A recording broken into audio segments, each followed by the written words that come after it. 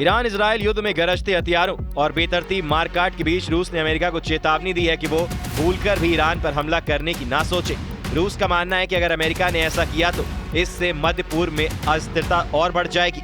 साथ ही साथ ये दुनिया को परमाणु संकट की ओर करीब ले जाएगा। रूस ने खास तौर पर इजराइल के ईरान की परमाणु सुविधाओं पर हमले किए जाने पर जताई है और इसे वैश्विक परमाणु संकट की ओर ले जाने वाला कदम बताया है। रूस खुद भी ईरान इजराइल युद्ध में तटस्थ बना हुआ है। वो ना तो इस संघर्ष में सैन्य रूप से शामिल होना चाहता है और ना ही किसी पक्ष को सीधे तौर पर समर्थन देना चाहता है। रूसी उप विदेश मंत्री सर्गेई रायबकोव ने अमेरिका को सीधी चेतावनी दी है कि ईरान पर हमला पूरे मध्य पूर्व को अस्थिर कर देगा। अगर अमेरिका ने ईरान में सीधा हस्तक्षेप किया तो यह पूरे मध्य पूर्व को हिला देगा। मॉस्को ने वॉशिंगटन से ईरान में सीधे दखल देने से बचने की अपील की है।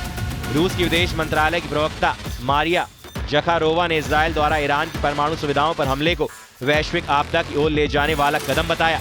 इस हमले से दुनिया और परमाणु संकट के बीच मिलिट्री की दूरी रह गई है।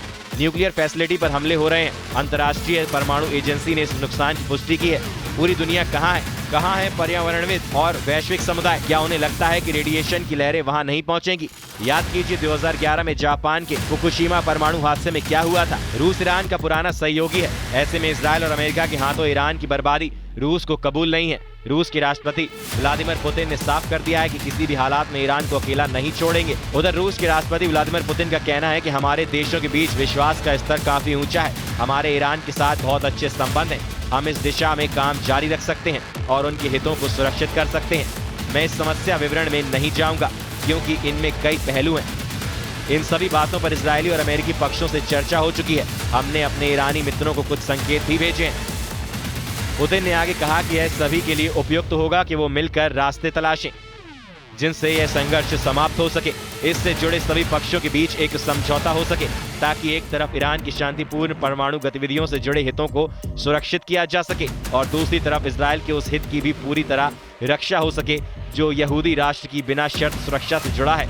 ईरान के सुप्रीम लीडर अयातुल्लाह खामनेई से भी पुतिन के गहरे रिश्ते रहे हैं। ऐसे में पुतिन खामनेई की सुरक्षा को लेकर भी परेशान है। अमेरिका कह चुका है कि उसे पता है कि खामनेई कहां छुपे हैं, लेकिन वो फिलहाल उनकी हत्या का इरादा नहीं रखता है। पुतिन भी हर कीमत पर खामनेई को बचाना चाहते हैं। पुतिन ने यह भी साफ कर दिया है कि रूस को सीधे तौर पर इस जंग में शामिल होने का कोई इरादा नहीं है। पुतिन के मुताबिक जनवरी में ईरान के राष्ट्रपति मसूद के साथ जो 20 साल की रणनीतिक साझेदारी की संधि तय की गई थी उसमें सैन्य सहयोग शामिल नहीं है। उन्होंने कहा कि रूस ने एक बार पहले ईरान को एयर डिफेंस में सहयोग की पेशकश की थी, लेकिन ईरान ने इसमें रुचि नहीं दिखाई। ईरान ने आधुनिक हथियारों या सैन्य सहायता के लिए रूस से कोई औपचारिक अनुरोध भी नहीं किया है। ऐसे में रूस के लिए इस जंग में सैन्य रूप से शामिल होने की कोई मजबूरी नहीं है। हालांकि रूस इस युद्ध में मध्यस्थ बनना चाहता है। रूस ने अमेरिका को मध्यस्थता का प्रस्ताव दिया था जिसे राष्ट्रपति ट्रंप ने सुनने लायक तो बताया, लेकिन साथ ही ईरान की बिना शर्त आत्मसमर्पण की मांग भी रख दी। ईरान और इजराइल के बीच चल रहा युद्ध खतरनाक मोड़ ले चुका है। इजराइल के अटैक के बाद ईरान ने भी उसे करारा जवाब दिया है। ईरान ने इजराइल पर बैलिस्टिक मिसाइल से हमला किया है। तेल अवीव समेत ईरान के 4 बड़े शहरों को निशाना बनाया गया है। इसमें बरशीबा शहर के सोरोका अस्पताल भी शामिल है। ईरान के मिसाइल अटैक में इस अस्पताल में भयंकर तबाही मची है। इसके अलावा ईरान ने तेल अवीव, रमतगान और होलोन पर भी घातक हमला किया है। मिसाइल अटैक से तेल अवीव धुआं हो गया है।